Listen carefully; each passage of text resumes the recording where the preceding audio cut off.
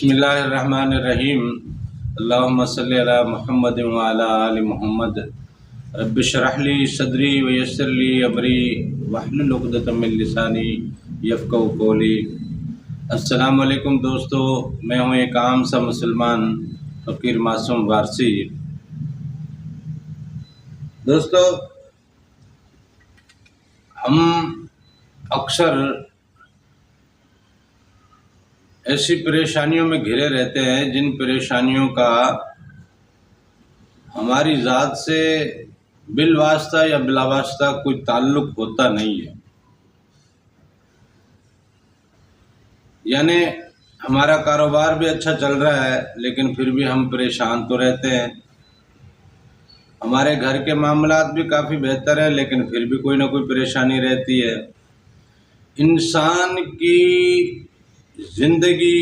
پریشانی کے بغیر ممکن نہیں ہے، کوئی نہ کوئی پریشانی انسان کی زندگی میں رہتی ہے۔ اب یہ رہتی کیوں ہے، اس کے لیے بات تھوڑی سی سمجھنے کی کوشش کریں۔ اللہ تعالیٰ نے جنات تو تخلیق کی ہے اور جنات آگ کی مخلوق ہے، اور آگ کے بھی اس کا آخری جو زبان ہوتی ہے وہاں سے جنات کی تخلیق ہوئی ہے، لہذا ان کا جسم بڑا لطیف ہے اور یہ کوئی بھی شکل اختیار کر سکتے ہیں۔ حضور پاک صلی اللہ علیہ وسلم نے فرمایا کہ یہ انسان کے خون کی نالیوں میں خون کی طرح دوڑتا ہے، نسوں میں خون کی طرح دوڑتا ہے۔ یہ شیطان جنات کے ساتھ مل کے، کیونکہ ابلیس بھی بیسیکلی شیطان ہی ہے نا، تو اس نے اپنی طاقتوں سے جہاں انسانوں کے لیے مسائل کھڑے کیے ہیں تو وہاں اس نے شیاطین جن بھی اپنے ساتھ تیار کیے، اپنی لشکر اپنی فوجیں تیار کی تاکہ وہ انسان کے ساتھ وہ معاملہ برت سکے کہ یہ اس کو اللہ اور اس کے رسول کے رستے سے بھٹکا سکے، اور اس بات کی اس نے اللہ سے اجازت لی ہے، اسے اجازت ملی ہوئی ہے اور یہ کرتا ہے اور یہ کرتا رہے گا۔ لہذا اس کے لیے اس نے جنات کی باقاعدہ ایک فوج تیار کی، شیطانوں کی ایک فوج تیار کی، اور وہ فوج اس کو وہ شعور دیا، اس کو وہ علم دیا کہ جس کے ذریعے وہ انسان کے دماغ میں اتر سکے، انسان کی نس نس میں اتر سکے۔ اور یہ جس دنیا میں ہم اور آپ رہتے ہیں یہ ہماری دنیا تو ہے نہیں، ہم آئے ہیں کہیں سے پھر واپس بھی چلے جائیں گے۔ یہاں کچھ وقت کے لیے آئے ضرور ہیں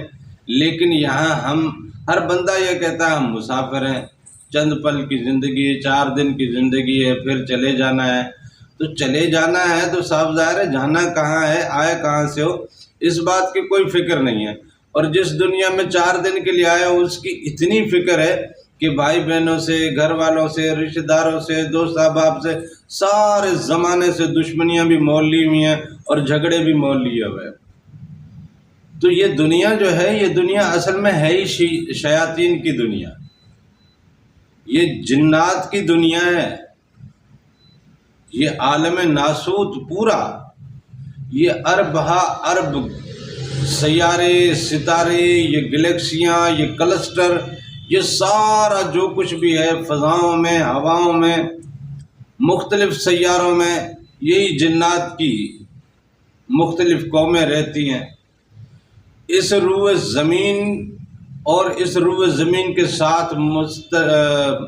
جو منسلک تمام پوری کائنات ہے اس ناسوت کی، اتنے جنات رہتے ہیں، اتنے زیادہ جنات رہتے ہیں کہ آسمان کے تاروں سے کہیں زیادہ جنات اس روئے زمین پہ رہتے ہیں۔ انسانوں کی تعداد ان کے سامنے ایک چٹکی کے برابر ہے، اور انسان اس دنیا میں کتنے رہتے ہیں، لاکھوں کروڑوں لوگ رہتے ہیں۔ یہ لاکھوں کروڑوں لوگ جنات کے لیے ایک چٹکی کے برابر ہے۔ اتنی زیادہ مخلوق ہے جنات کی جو یہاں رہتی ہے۔ ان جنات میں سے جیسے ہم لوگوں میں کچھ ایسے ہیں جو راہ سے بھٹکے ہوئے ہیں، تو ایسے جنات میں سے بھی ایسے ہیں جو راہ سے بھٹکے ہوئے ہیں اور وہ شیطان کے قبضے میں ہیں، اسی کے تابع رہتے ہیں۔ اس نے ان کو وہ طاقتیں دی ہیں کہ وہ انسان کے اندر اتر سکے، اس لیے وہ انسان کے ذہنوں میں اترتے ہیں، ان کے خیالوں کو پڑھتے ہیں اور پھر نئے خیالات ان کے اندر ڈالتے ہیں،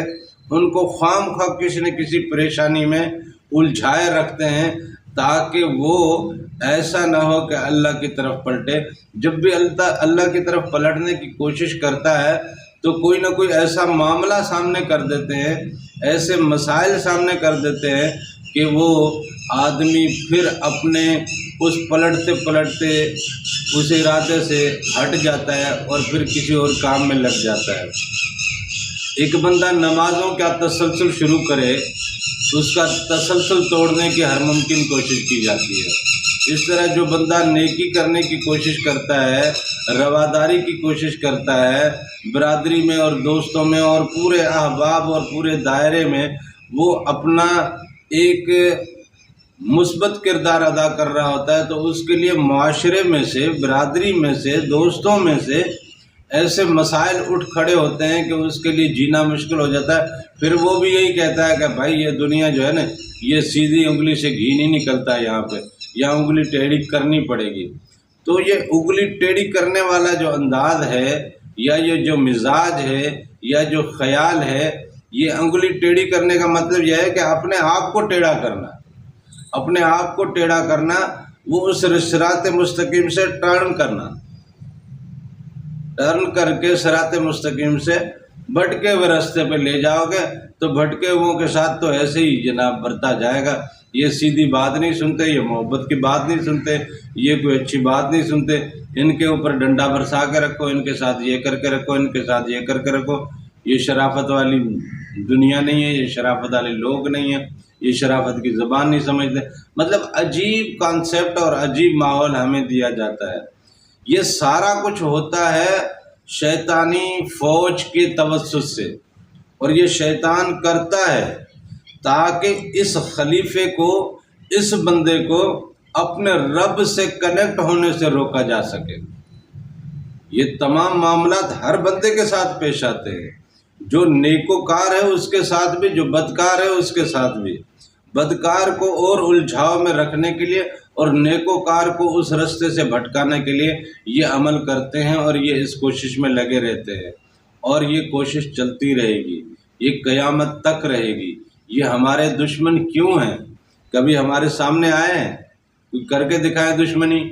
سامنے آئے پتہ چلے یہ جن ہے، یہ شیطان ہے، ہم تو ویسے ہی چوکنے ہو جائیں گے، یار یہ شیطان میرے سامنے آ کے کھڑا ہو گیا۔